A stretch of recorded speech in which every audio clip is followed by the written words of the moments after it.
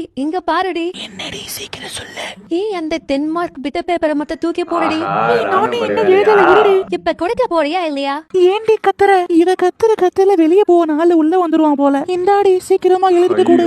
ஐயோ அந்த ஆள் ஒரு மூட்டைக்கு போட்டாலே. ஏமா இப்படி காப்பி அடிச்சு எழுதுறதுக்கு படிச்சு எழுதலாம்ல?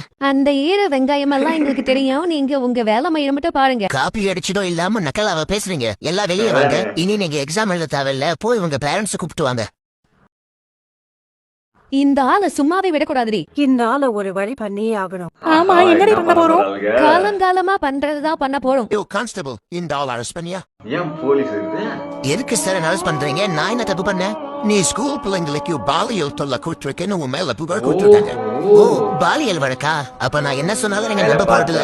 அவ்வளவுதான், என் வாழ்க்கை இதோட முடிஞ்சிருச்சு. என்னையா குற்றத்தை ஒத்துக்கிறியா? நான் எந்த தப்புமே பண்ணலன்னு சொன்னா நம்புவீங்களா யுவரானர்? தப்பு பண்ணிட்டு தப்பு பண்ணலன்னு சொன்னா யார் நம்புவாங்க? அப்புறம் எதுக்கு யுவரானர் இந்த கேள்வி எல்லாம் கேக்குறீங்க? குற்றவாளியே தனது குற்றத்தை ஒப்புக்கொண்டதால் அவருக்கு 3 ஆண்டுகள் கடுங்காவல் தண்டனை விதிக்க இந்த கோர்ட் உத்தரவிடுகிறது. 13 வருடங்களுக்கு பிறகு மிஸ்டர் வால்டர், உங்க மேல போடப்பட்ட வழக்கு பொய்யானதுன்னு நிரூபணமாயிருக்கு. இனி நீங்க தலை நிமிர்ந்து நடக்கலாம். இனி நான் தலை நிமிர்ந்து நடந்து என்ன யுவரானர் ஆக போறேன்? என் மேல போடப்பட்ட குற்றச்சாட்டு பொய்ன்னு நிரூபிக்க உங்களுக்கு 13 வருஷம் ஆயிருக்கு. இது ஒரு உண்மை சம்பவமா? உண்மைன்னு நடந்துருக்கு போல. இதை போட்டுருக்காங்க இல்லையா? ஐயோ நான் கூட இது ஃபன் வீடியோ நினச்சிடா. வா இல்லை ரொம்ப தப்பு.